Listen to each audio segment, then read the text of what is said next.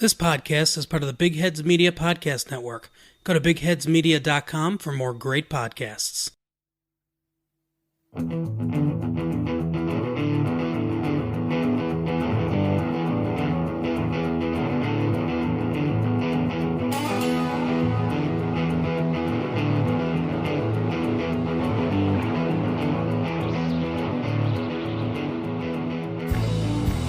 Hello, everyone, and welcome to MeowMix, a Carolina Panthers podcast. My name is Steven. My name is Jerry. And today's show is the Mock Draft Spectacular.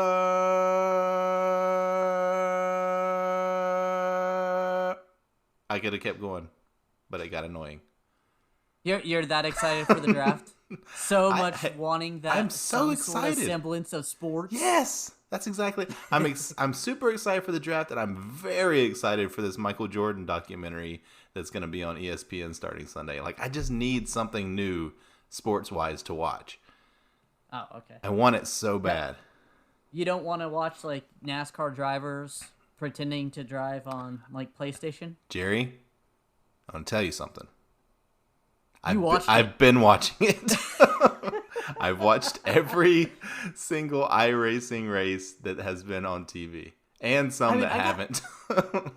As a non-racing fan, I think that's a genius move by them. Even do though too. that one guy was an idiot who said a racial slur during it, and now doesn't have a job, and all his sponsors are gone. But it's a genius move to drum up interest during this time. Well, it's and you said you're not a NASCAR fan. I assume that you haven't watched any of it. It's a pretty good production, and I think this is like really the only sport. And obviously, this is not about the Panthers, but just real quick, I think it's the only sport that could do something like this and have it be a pretty good representation of the actual sport, because you've got all the individual drivers in their simulators.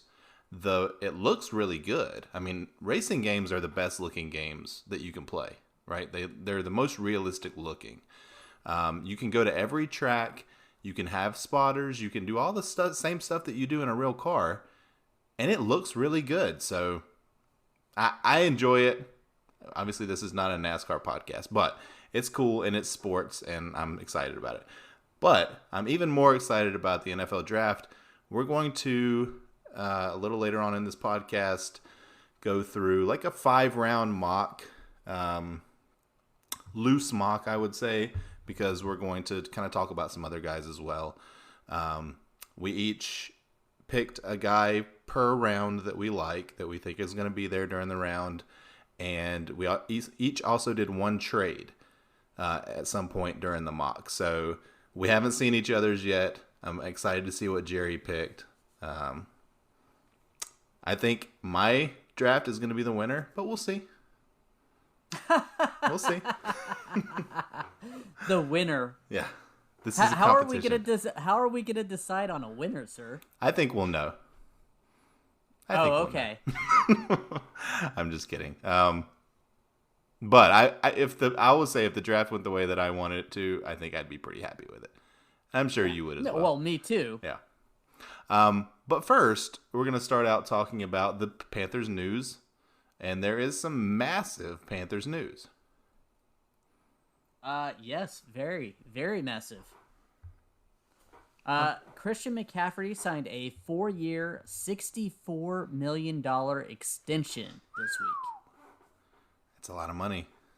That's a lot of money. It averages out to about $16 million per year. It's the richest running back contract in history.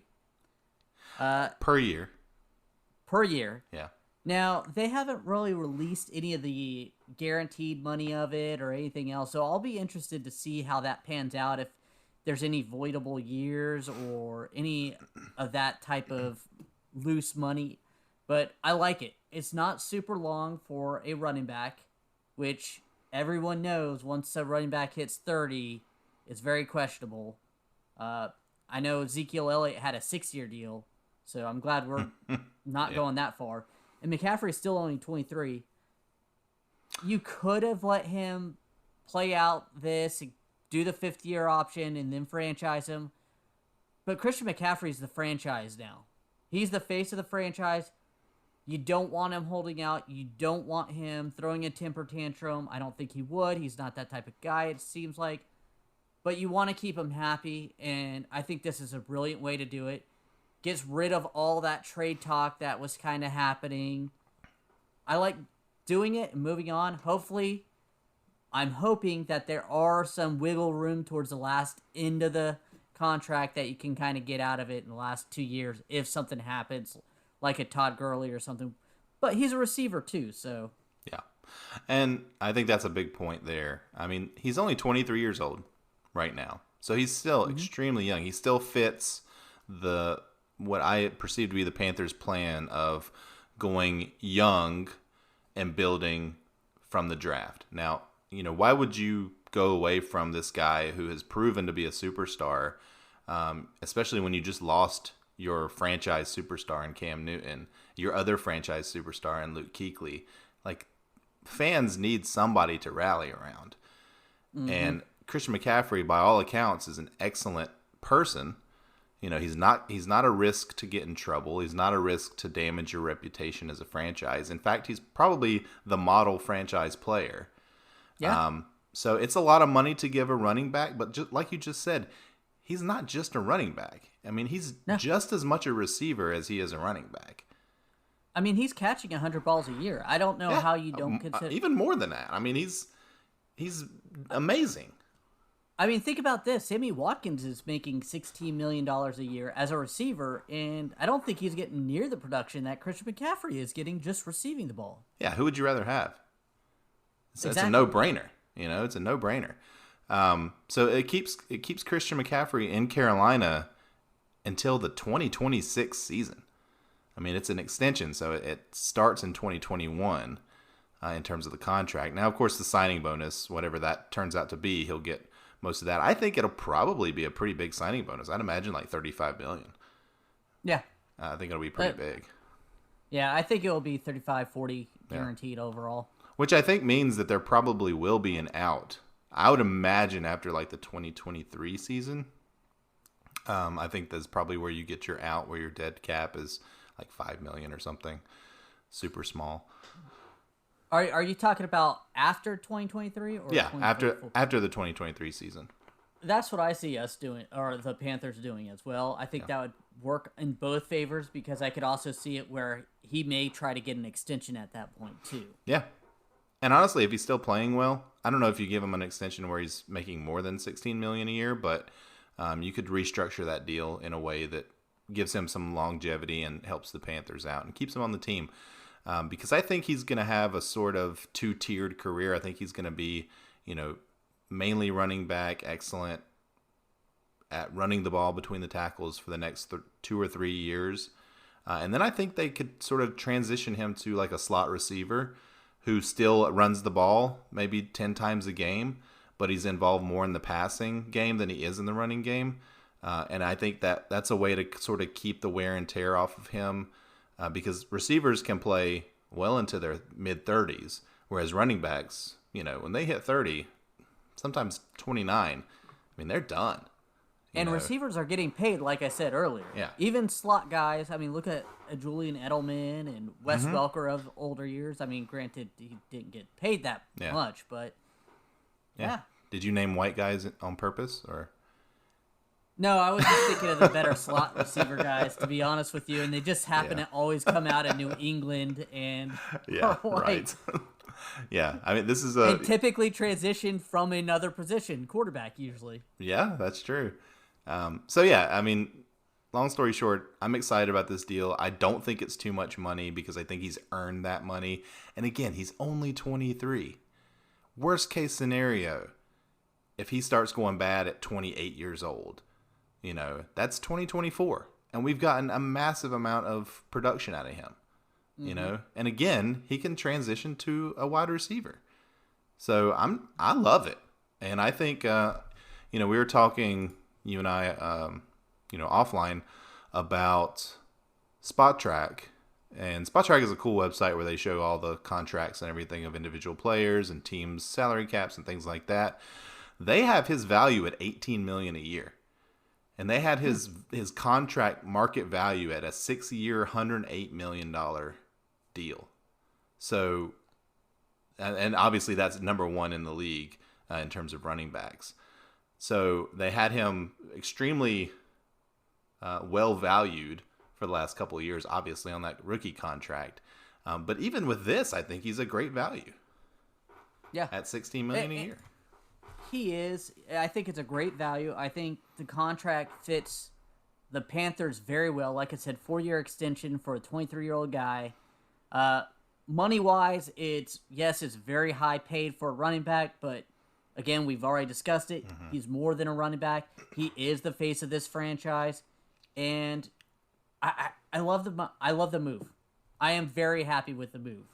Yeah, well done, Panthers. Smart. Yes. Yeah. Let's move on to the one free agent we kind of forgot about last week, just because I really like the signing too, and for some reason he slipped my he slipped my list. PJ Walker, quarterback, came from the XFL, Houston Roughnecks. More importantly, though, he played for Matt Rule at Temple. He was on the practice squad for Indianapolis Colts for a couple years in 2017 to 2019. But in the XFL, he looked really good. League MVP. Yeah. That they didn't officially have. Yeah. XFL led the league in passing yards and passing touchdowns. I advise checking out his highlights from there. Again, XFL not nearly as good as the NFL players, but there's some NFL players on that field with him.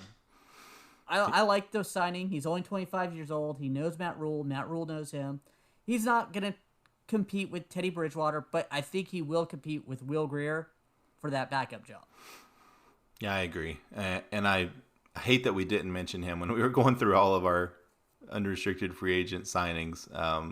But yeah, I'm very excited about it. I think he was the prize from the XFL in terms of free agents, and we got him. He was the guy that Andrew Luck was very high on and basically told his father, who was running the XFL as commissioner, I guess, told him about this guy, PJ Walker, and that he needed to try to get him into the league. And then, the rest is history. He was a perennial highlight on ESPN whenever they showed XFL highlights. They showed PJ Walker. He made some throws that reminded you of like Patrick Mahomes.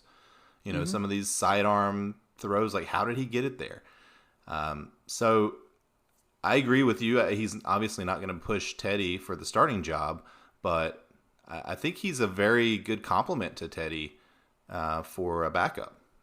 Mm-hmm. I think he's got some of the same type of skill set. And who knows? I mean, he's a very young guy too, very raw guy. You never know what can happen with these guys. And you never know. Matt Rule knows what he's good at and what he's not. And if, maybe him and Matt Rule can get together and make magic happen. Yeah. I did want to, before we get into our draft real quick, I wanted to address something that, we've sort of joked about it on the podcast where Matt Rule has been signing a lot of guys from Temple, a couple guys from Baylor, couple guys don't ruin my draft where I drafted only Baylor and Temple guys. I know, sorry. Teddy Bridgewater, who had a lot of experience with Joe Brady, a couple of guys who Russell Okung, who has a lot of experience with our O-line coach. So bringing in a lot of guys who they know, right? I think it's kind of genius. Well, especially if you look around the league, that happens all the time. I know it does, but it's kind of funny to the extent that it's happening here, especially guys from his college, right? Because, it's kind of funny how it's happening. But I think it's kind of genius because, especially this year, where there's going to be no training camp, right? There's going to be maybe no preseason. Bringing in guys who are familiar with the coaching staff, familiar with the schemes, familiar with the language is pretty smart. It kind of puts them ahead of the game, especially with a brand new head coach. It's going to be a really nice, way to maybe get ahead a little bit for Matt Rule. and get sort of used to the NFL, but also having so much familiarity with the talent around him, and especially he's bringing in guys that he knows he can coach. I think it's really smart, especially when you think about this is probably going to be a down year for the Panthers. It's sort of a get your feet wet type year. I really like it. I really think it's smart. And the more I've thought about it, the happier I am that he's doing it, even though it is kind of funny to see, well, where did this guy go to college? And it's always Temple. It's always Temple. Always Temple and Baylor. Yeah. So yes, I just wanted to mention that because I think a lot of people are just seeing the humor in it, or even saying like, why does this guy keep signing all these guys out of Temple? But I think it's a smart move, and I think he's doing it on purpose. Well, if you look at the Washington, you look at Buffalo Bills, even the New York Giants with Gettleman, a lot of the former Panthers are going up there, like Bradbury, like Vernon Butler got a job up there. It's crazy. I mean, they know what they're good at and what they're not good at and what they need to work on. So they sign the guys. Yeah. Oh, speaking of Vernon Butler, I was looking at a list of top Panthers draft busts of all time for the Panthers franchise, and Vernon Butler was number 10 on that list. Oh, I could easily see that. I remember us drafting him, and I hated the pick, but I tried to convince myself, yeah, it's gonna be good because Starr's gonna be gone in next year. We tried to talk ourselves into it. Yeah, I completely tried to talk myself into it, and no. Yeah, my initial thought was correct. Yeah, he's pretty bad. Number 1 on that list was Ray Caruth, by the way, which, yeah, well, turned out pretty bad. Well, I think anytime Ray Caruth on awful. Yeah, I don't. Yeah. All right. Anything else you want to discuss before we jump into this mock draft? Nope. Let's get this thing going. All right. So the draft is starting on Thursday night, April 23rd. Sports is actually going to happen, even though it's, draft-wise. Right. Front office sports is going to happen. Live from Roger Goodell's basement. Because it is a virtual draft. They will literally be coming from the basement of Roger Goodell. Actually, before we get started, do you think there's going to be any craziness occurs because of the virtual draft? I.e., someone hacking into one of the teams' conferences and talking, or? I doubt it. I mean, I'm assuming they're not just using Zoom, which, is what a lot of people are being hacked on. I assume it's going to be a higher quality production than that, and they'll be using something else. But it'll be funny if it happens, I guess. But I don't think it'll happen. What's going to be really sad? Yeah. We're not going to hear the boos for Roger Goodell. I know. I hope they pipe that in. That'd be pretty funny if they did. I am curious to see the production. I hope that the production value is still high, and they, are able to show highlights and have the analysts kind of talking about, the picks in between, and that it's not weird. Like sometimes you get that lag when you're doing Skype or something like that. So I hope they make it good. I don't see the problem with like 2 or 3 people who have all tested negative sitting in a studio together, but they're not going to do that. It's all going to be remote, I'm sure. Yeah, so. This isn't the WWE who has essential business. Right. And actually, Florida said all sports are essential, so it's not just the WWE. Yeah, $18.5 billion to their their campaign. Right. And all of a sudden, it's essential. Essential. If you're not aware, you might want to Google that and see how that turned out. WWE essential business. All right, let's move on to the mock draft. Let's do it. So, with round number 1, pick number 7. Who do you have? All right. I went pretty chalk on this one. Every mock draft I've seen has shown us taking Derek Brown, the defensive tackle out of Auburn. And it just makes the most sense to me. He's like a no-brainer, probably top 3 talent in the draft, and because of all the quarterbacks that are going to go ahead of him, he's going to fall. So I've got Derek Brown, defensive tackle out of Auburn. I completely understand that, but I'm making a trade. Okay, good. This is a good spot.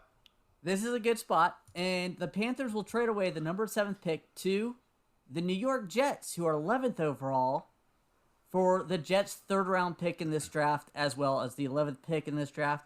And they wanted to jump up to get the best offensive tackle in the draft, Tristan Wirfs. They wanted to go ahead and protect Sam Darnold. I did a lot of value estimating on the chart, and that's what it basically boils down to, is we get their 3rd and their 1st, and we drop back only 4 spots. Okay. I like it. I'd be happy if they do that. I looked at a few different teams jumping around. Philly, I know, Denver Broncos, looking for receivers that are actually looking to jump up where we're at. But the Jets come back, and we're just only falling back 4. I took that pick. I did that instead of trying to get an extra 2 or anything or another 1. Yeah. And with the 11th pick, according to a lot of mocks, Derek Brown's still sitting there, and I grab him. See, what I've seen is that there's no way he falls to 11. See, that's some of the things I've looked at. And there's that other guy. I was going to say, and if he does go before us, it's a risk. Yeah. You can grab Javon Kinlaw from South Carolina, right. Defensive tackle, a little bit more raw, but you also pick up that extra 3rd because we need so much depth. I agree. And I think Kinlaw's a good pick, too.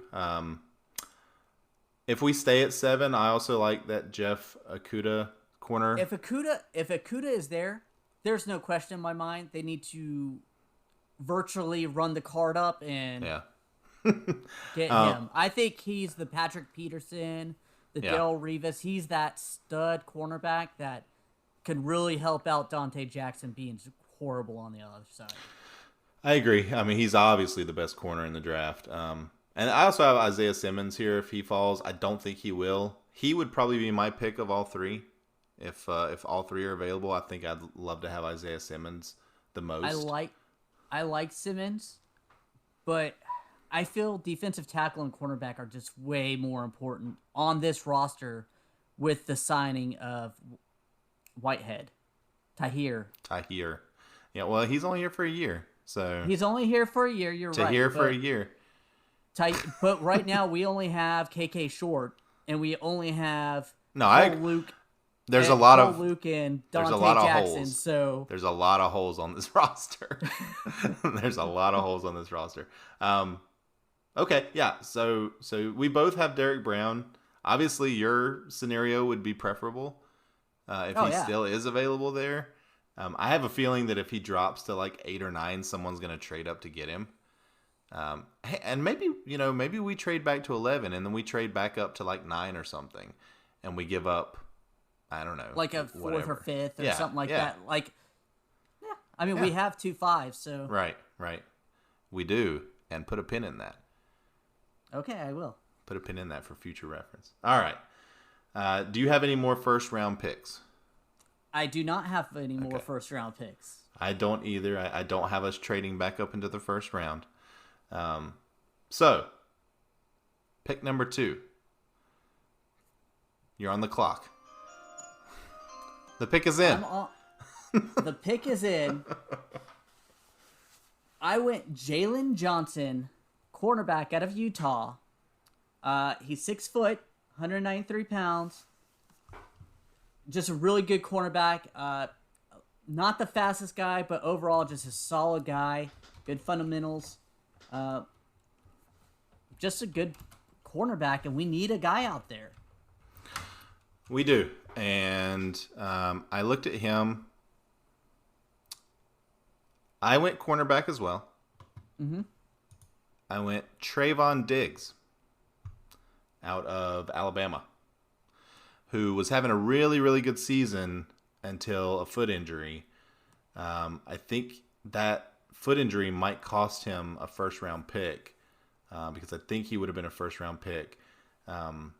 but he's actually Stephon Diggs' brother, so he's got good pedigree. He started out as a wide receiver and played corner last year, I think maybe the year before, but definitely last year, and was having an incredible season until he got hurt. So I think we get a steal there a little bit with Trayvon Diggs. There's another corner, A.J. Terrell from Clemson, who I also thought, we could possibly get there. But I think we go corner in the second round. I think both of us probably think that's a good idea. Yeah, I was actually looking at both those guys. I didn't know about the injury with Trayvon Diggs, but that could actually boost him up a lot. Yeah. C.J. Henderson will probably go in the first round. From what I'm seeing, he's actually starting to sneak up a lot of draft boards. So, all right. So we both go corner there. Yep. I like both those guys. Yeah, I don't know a ton about the late post first round corners, but just what I was kind of researching about, I like Diggs probably the most out of all of them. But I'd be happy. I think you're kind of taking a flyer without, there's the can't miss guys, in the top 15 there's of the one draft. can't miss corner. Yeah. And that's Ogada. Right. I can't say his name, of course. Yeah. And then C.J. Henderson is going to be that solid guy that, is pretty predictable. And then there's like 4 guys that they could be really good or they could be just, a guy. I mean, Bradbury wasn't like a can't miss prospect, and he's turned into a very good corner. So yeah, I think that people laughed at us picking him early. Yeah, I was one of them. I know. I remember you were upset. There was another corner like that you wanted. I don't remember his name. The stud. I can't think of his name. He's actually a Pro Bowler in Green Bay. Yeah. Jari Alexander, I believe. Nah, I don't remember. I wanted us to trade up and get him in the second. Yeah. All right. Cool. Do you have any other second round picks? No more second round picks. Okay. I don't either. So let's move to the third. The pick is in. The pick is in. I have chosen another corner. I went back-to-back corners. This is an interesting one. Kenny Robinson. Corner out of the XFL, St. Louis Battlehawks. Oh, I thought he was a safety. They've got him listed as a corner at the site that I was looking at. And, a lot of those guys are kind of tweeners, right? They can play either position. But he apparently is super talented. He had a really good season for the Battlehawks, obviously before the league was shut down. Had a couple interceptions, had like 8 pass breakups or something. He was widely considered the best corner in the league. He actually was kicked out of what school did he go to? He went to a college. He was kicked out of it for academic misconduct and decided to go to the XFL instead of going to Alabama, who actually wanted him to come there after he got kicked out of school. So he went to the XFL for a season with the intent on, coming to the NFL when he was eligible. So, and I don't knock the guy for that. I don't either. It's interesting. If you could go make, I forget how much they were making, like $75,000 a year. So compared to, I mean, he knew he was not going to be a college graduate. His plan was the NFL. That's why I like the XFL and the AAF. I'm hoping for another league to eventually take that spot of it's not always has to be college football. That some of these guys, they're not there for college anyways. Right. Yeah. So I thought that was cool. Number one, we were Battlehawks fans. So when I saw him kind of in that general area, I was like, oh, I wanted another corner. And this was a guy who looks like he could be a steal. Again, if he stayed in college, didn't get in trouble. I mean, he was holding like opposing quarterbacks to like a 45% completion percentage against him or something, which is really good, even though it was in college. That's a great number. So, Kenny Robinson, cornerback, third round. And with my third round pick, 69, I picked Jonathan Greenard, an edge rusher from Florida, 6'3", 263 pounds. Probably going to need to bulk up a little bit. Just a good pass rusher, athletic, intelligent edge defender. Supposedly he works really good. Just a few things. Missed 2018 with a wrist injury. Another reason why he could have lowered his things. Good at causing fumbles. He is not the best at spin move. He's not the fastest guy, but it's the third round. You're not going to get the blazing fast guys. But I think he's a guy that could really do some help with the pass rush, and if he bulks up, maybe become a 3-down guy. Yeah, I had in my notes here, I say, wouldn't mind seeing a defensive end here if a good one's available. So, yeah, I like that. I like that as well. Okay, cool. So, do you have any other third-round picks? I do. If you remember, I traded. That's right. Back, yeah. And I picked up this third-round pick, only 10 spots back. Pick number 79 that we got from the New York Jets. I am picking cornerback Cameron Dantzler. I see you and I have a very similar thought on it. Yeah. My thought is, like, keep Dante Jackson as far away from starting corner as possible. Okay. Dantzler is from Mississippi State, SEC, 6'2", 188 pounds. Little faster guy. Pulling up all his... very fast athlete. Former long jump champion. Very impressive tape against LSU and Alabama. Pretty much a good physical guy. Needs to add a little bit of weight to play corner in the league. I mean, at 188 pounds at 6'2", Julio Jones would demolish him one-on-one. Michael Thomas. Yeah. He's also, again, third round. He does struggle with pass interference calls as well. I like it. Yeah. I like it. Yeah. So both of us technically had a back-to-back rounds with corners. Yep. You had the extra pick in there. So, all right, let's move on to the fourth round. I kicked off the third, so you can kick off the fourth. With the Carolina Panthers, pick number 113, round 4, Matt Rule virtually runs up on stage wearing a Baylor t-shirt, screaming at the top of his lungs, yells for defensive end James Lynch. 6'4", 289-pound defensive end from Baylor, so Matt Rule knows him.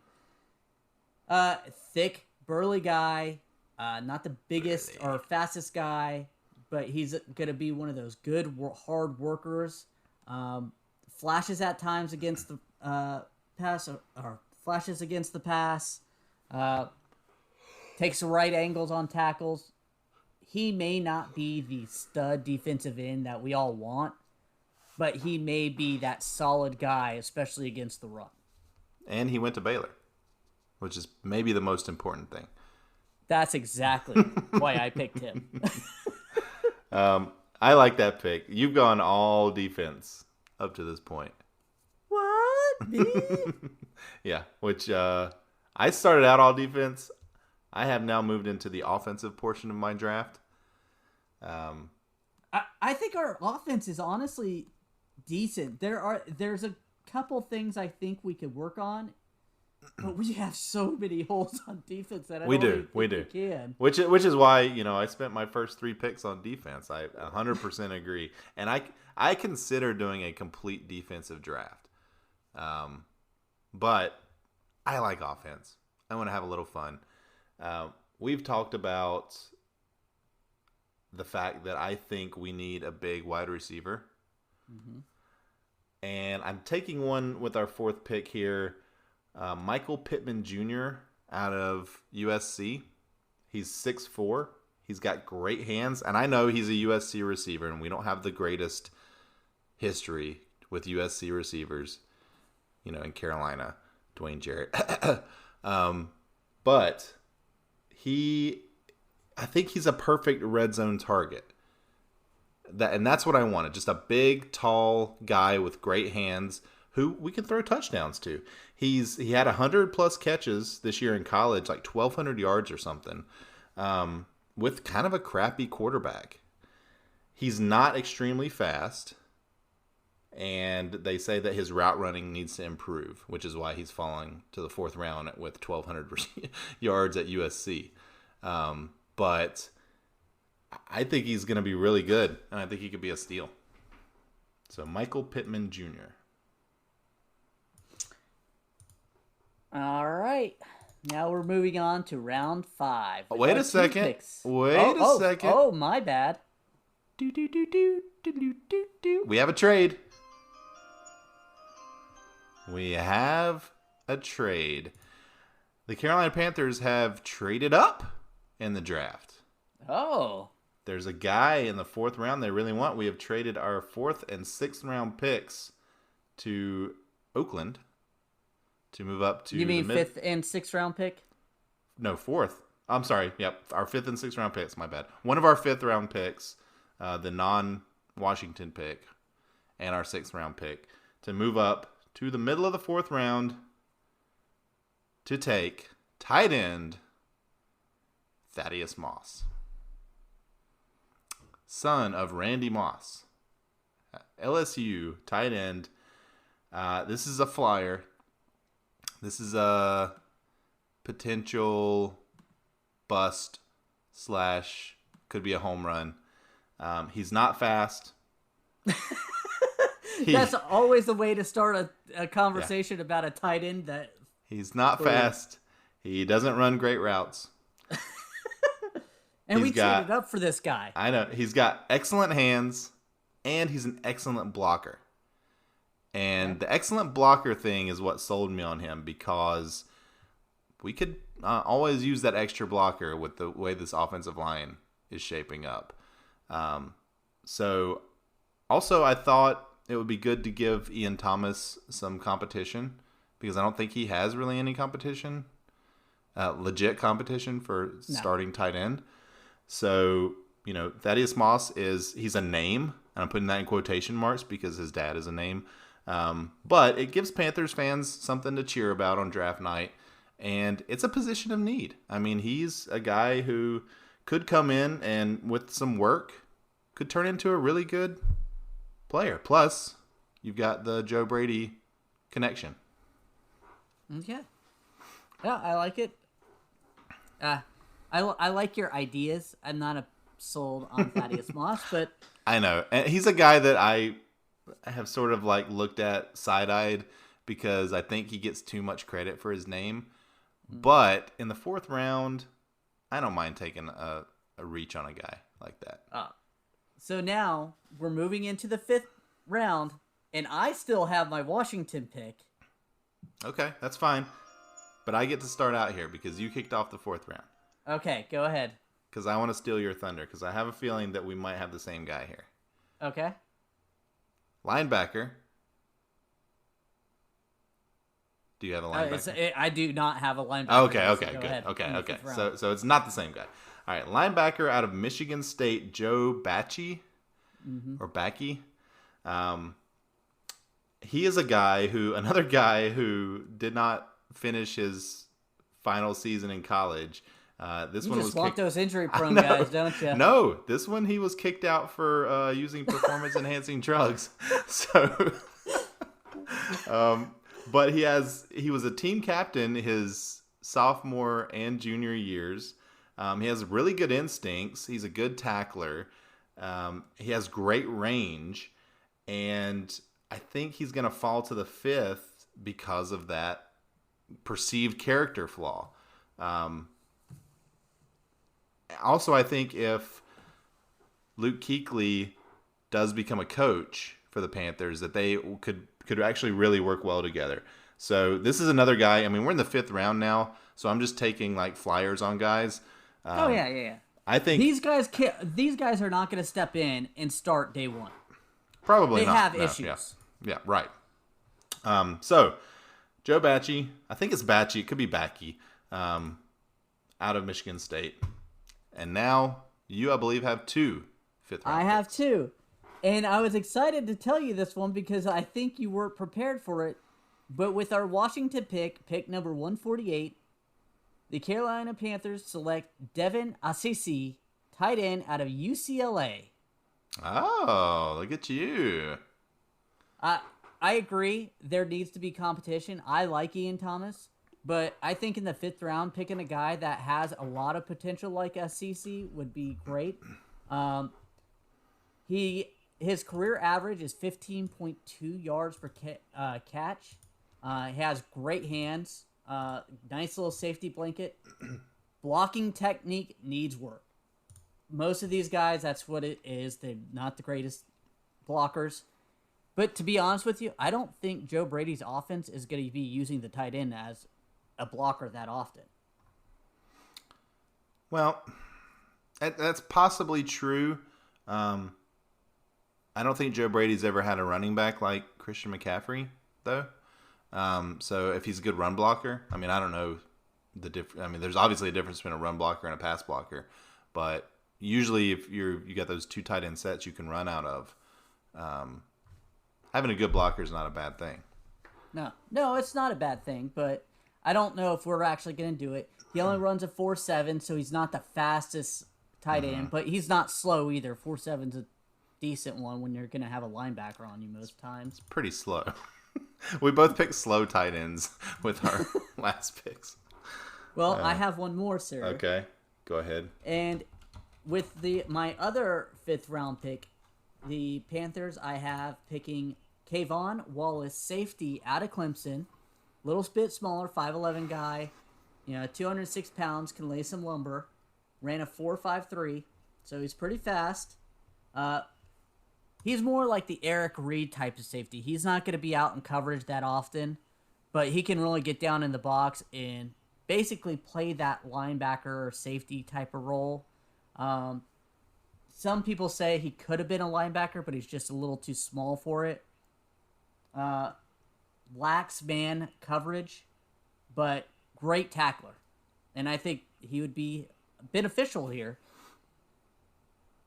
Ah, I like it. I looked at some safeties. I just never saw one that I loved more than some of the other guys that I was looking at. But even though we have Trey Boston there, I think obviously we need more at that position. I don't remember who's our other guy, like Burris, Justin Burris from Cleveland. Just signed, yeah. But supposedly he's starting. Like they've already have him penciled in there. Well, yeah, he's penciled in until somebody better comes along. But it's really because there's nobody better on the roster. So, yeah, I like that. I like that pick. Now, do you have any late round guys that you were kind of keeping an eye on? And so when I say late round, I did anything from 3rd round below that I kind of see them that could fit in here. I don't have too many names. There was one guy who is an edge rusher out of North Dakota State, Derek Tuzka. I kind of like looking at these guys from small schools who overperformed. He had 30 sacks in 3 seasons there. He's 6'4", 250 pounds, ran a 4.8, 4.7, 940. So he's got all the physical tools. He just played for a very small school. So I like a guy like that. I think he could maybe be 6th or 7th round pick, maybe even a free agent, undrafted free agent. Mainly I just have some notes of should we look at a center? Because Paradise didn't do great last year. No. Should we look at a backup running back? I sort of feel like running back's not a huge need for us because I think we do need a backup running back. Let me just say that. I don't think there's one on the roster that I love right now, but I think we could pick somebody up off the street who I think I'd rather do that than wasting a draft pick on one. Yeah, I looked at running backs too. Yeah. I almost picked one. I can't think of his name, but he was he was a smaller guy, and I was like, at this point, there's no point of drafting another smaller guy in the 5th round, not to compliment Christian McCaffery, because I see that in Reggie Bonifin that he's similar. So why waste a pick to try to get a guy like that? Well, that's sort of what I was looking at, was a big guy. I wanted like a 4th and 1 bruiser, because we saw Christian McCaffrey struggle with that last year. As amazing as he is, getting that 1 or 2 yards to win the game or get that crucial first down, he couldn't do it a lot of times.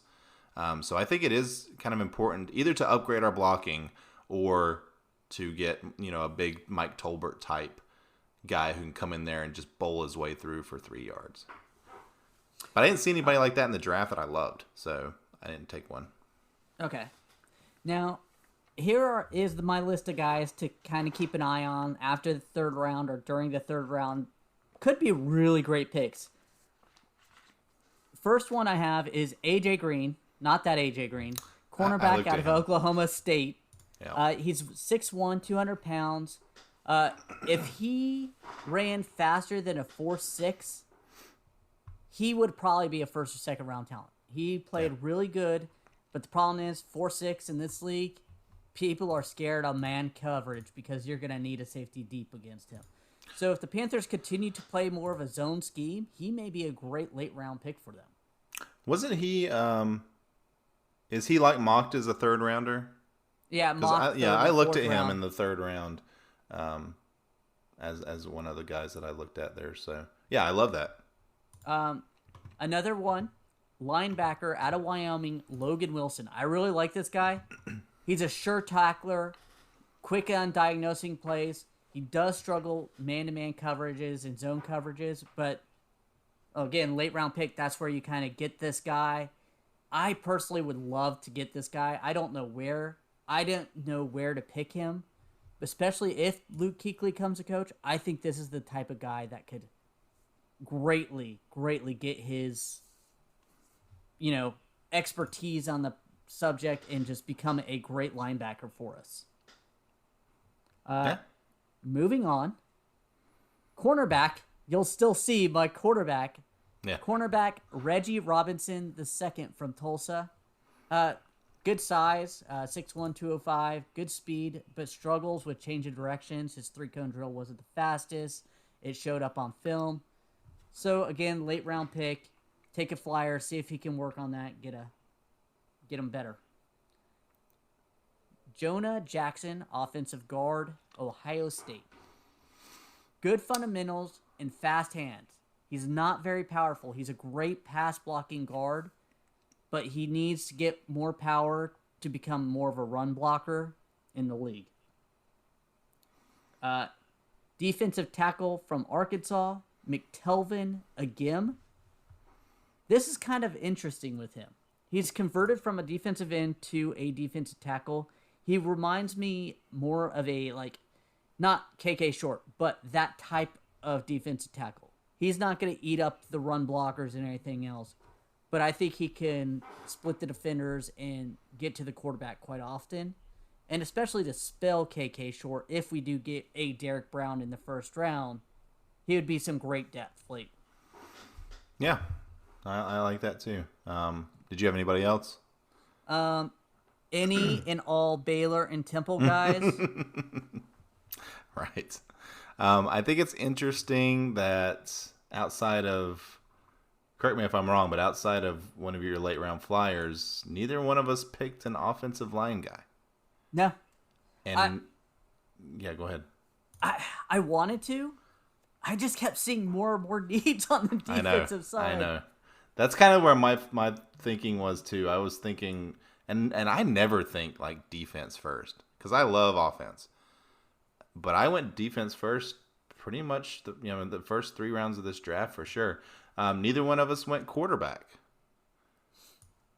Neither one of us thought about trading up. Did you think about trading up for a quarterback at all in the first round? With Teddy Bridgewater's contract, I didn't see it this year.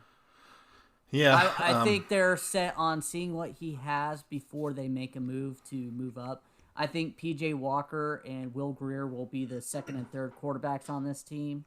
I think that quarterback room is set. Now, second and third string will battle it out in camp for it. But other than that, I don't see them really going to get a quarterback. I thought Jake Fromm maybe in the fourth or fifth because it looks like he's falling. And I like Jake Fromm, but I just don't see it on this team right now. You like Jake Fromm in the fourth round. You do not like Jake Fromm in the second round. I said fourth or fifth round. Right. You say you like Jake Fromm. I think we've talked about Jake Fromm. I actually kind of would like Jake Fromm too in a late round. But let me ask you this: if we trade back to 11 and Tua is still on the board and Derek Brown is not on the board, would you take Tua? Would you consider taking Tua? Because there's some mocks have him falling. I think you would have to consider taking him. Before this year, he was an easily number 1 overall pick. Yeah. And with Teddy Bridgewater on your roster, at least you can bench him for next year, get him fully healthy, and see what he has. Yeah, if you take Tua in the first round, it definitely says something about your expectations for this year. Yeah. I feel like if you take somebody like Derek Brown, you take, a Kudo or even Isaiah Simmons in the first round, then you're actively improving your team right now. You take Tua, you're not really improving your team right now. No. So you're definitely saying that you're willing to sacrifice this year and see what happens next year. So I think I would take Tua if he falls to 11, just because I think he's such a great talent that, it could just be the steal of all steals. So, but I don't want to take a quarterback in the first round. That would be like a crazy scenario that a potential number 1 guy falls out of the top 10. Yeah, Joe Burrow or Tua would be the only two that I could see us wanting. Yeah. I would not be throwing my hands up screaming, "What the beep are you doing, right, Panthers?" Because at least I see Joe Burrow and Tua being the franchise guys if they're available. I don't see Herbert really that guy. All the other guys I just don't see. Yeah, I think Herbert is he's right on the line of where he could be really good or he could just be a bust. So now, I think that's the rest of the guys are kind of like that. Now, I have a question for you. If we kept pick 7 and all things fell correctly, who would be your dream get at 7? Well, I sort of said Simmons. I think it would be Simmons just because I'd love to go from one Hall of Fame linebacker to potentially another. I'm just so impressed with everything I see from him. And the combine did nothing but make me even more excited about him. So, plus he's kind of a local guy. He's from Clemson. But I would be, if everything fell happily, everything fell the way we wanted, where all 3 of those guys were available. I mean, I don't know what I would do. I would really look at trading back 3 spots. I mean, so whoever falls to us, let the other teams make the decision for us, and we'll take whoever's left. I think Okuda would be my first dream pick. Simmons would probably be my second. Then Derek Brown. Yeah, I agree with that. And I'm even my draft, I was willing to risk Derek Brown disappearing. Yeah. Because I think Derek Brown is good and great, and he would be a great fit here. But the defensive tackle spots is very deep this year, and if we could get more for him, or more for that pick, I think you have to really entertain it. I agree. I wouldn't want to drop too far back, but yeah, I mean, I guess it depends on what we pick up. I'd be willing to drop from 7 all the way back to 15 or 16. If it grabbed us, either another late first round pick or an early second round pick. I'd love to have 3 picks within the first 40 picks. I mean, I think that'd be great. So I actually hope that they do trade back, and I hate trading back because I hate waiting longer to see the pick for my team. But I think this year it just makes the most sense to trade back unless you get that no doubt franchise guy falling to you at 7. Well, Denver would be the type of team that you would be looking to trade back with. Yeah. Because I'm looking at the NFL trade chart.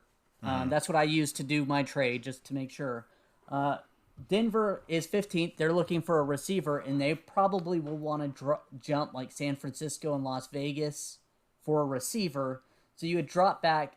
They would have the 15th pick, but then you would have to get their 14th pick in the next round. And that would even out draft chart. You would not get in the early second, but you'd probably get in the mid. Yeah, I'd have to think about that. Still, I think it'd probably be a pretty good deal because I think that Kinlaw could fall to middle of the first round. So, and he apparently is. I guess Derek Brown's sort of on his own tier, but Kinlaw's at the very top of that next tier. So, yeah, I'd be happy with that. I'd be happy with either of our drafts if they fell, that way. Yeah, absolutely. I think we both obviously want cornerback help. We both want a defensive tackle in the first round, ideally. If it falls that way, I don't think you have. Did you have any wide receiver? No. Any wide receivers in your? With us having our current wide receivers set up. Yeah. With DJ Moore. My brain just died on me. Sorry. DJ Moore, Curtis Samuel, Robbie Anderson. Yeah, with those top 3, I don't feel jumping and grabbing one is necessary. We also signed Pharaoh Cooper and the other guy we talked about last week. So yeah, well, I don't think a 4th round pick would be considered jumping and grabbing one. I think what my philosophy with the draft is once you hit the 4th round, just take a flyer on somebody. Like, take the guy who fell for some reason. Usually I would say I understand that, but we have so many. Like, I'm looking at round 5 as possible starters. That's how many.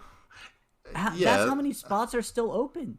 But I don't think you can look at it that way because you're not going to find a lot of starters in the 5th round, right? But the way that you do find starters in the 5th round is if you draft the guy that fell for some weird reason. You draft the guy that got suspended for performance-enhancing drugs, or the guy that hurt his foot, and missed the last half of the season. You draft those types of guys. Now, this draft may be so deep at certain positions that you might find those guys late, that, like you're talking about. But I'm definitely not looking for starters past the 3rd round, really. At most positions. Kicker. I think you're probably right, and it's just so tough this year. This roster is so empty. I still feel like there's so many spots left on this roster that we're gonna have like 25 undrafted rookie free agents going into camp. Yeah, I don't know. I mean, free agency is still going on. Like, there's still a lot of guys out there. Plus, there's gonna be cuts. Line, I think we're gonna grab a journeyman offensive lineman. Kind of like a Greg Van Roten type before he got here that, just didn't pan out other ways. And I could see us grabbing a couple of those guys, maybe a corner or two as well.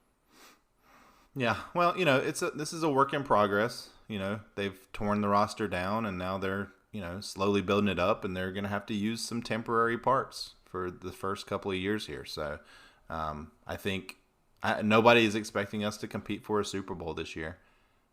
What? I know, shocking, but I shouldn't say nobody because I think there are some people that are, so pissed off that the Panthers have let some of these franchise guys go. It just makes sense to me. We've got a brand new coach, we've got a brand new front office. Except for Hurney, we're restarting the franchise, so get ready for some shitty football. It's gonna happen. At least probably on the defensive end more than the offensive end.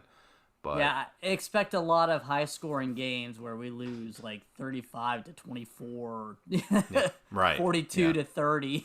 Yeah, it's gonna be fun. Like I was. You and I have different ideas of fun. Well, I was having a conversation with somebody on Twitter the other day, at MeowMix Podcast, and I was sort of comparing what I think this year's Panthers are going to be to this year's Hornets, where you're going to just be playing a ton of young guys. There's going to be some really fun games where, you see the potential, and there's going to be some really bad games where you just are like, why do I ever root for this team? But, the hope is that playing the young guys and sort of building the culture and all that stuff pans out in a few years. So, and you're getting rid of all your big contracts. We have a ton of dead cap this year. The Hornets have a ton of dead weight on their roster, cap-wise, Nick Batum. So I think it's very similar. I think what you're seeing in the Carolina franchises are kind of a similar path right now. And I hope that it's leading up and not just staying mediocre. I mean, that's what Tepper doesn't want. He doesn't want mediocrity anymore. So, I don't know. Obviously, nobody likes to watch their team lose. And we're going to see a lot of that this year. But I understand what we're going for. So, I'm excited to see the process. And the rebuilding will continue on Thursday, April 23rd.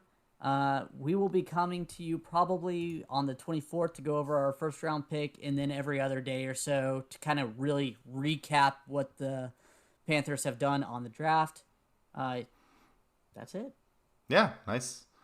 We'll have a little mini episode or something after that first round, and maybe the second, third. So we'll pump out some content. Football's back. Live from Roger Goodell's basement. All right, everybody. The pick is in. All right. Well, everybody stay safe out there. We will talk to you next week. And until then, keep pounding.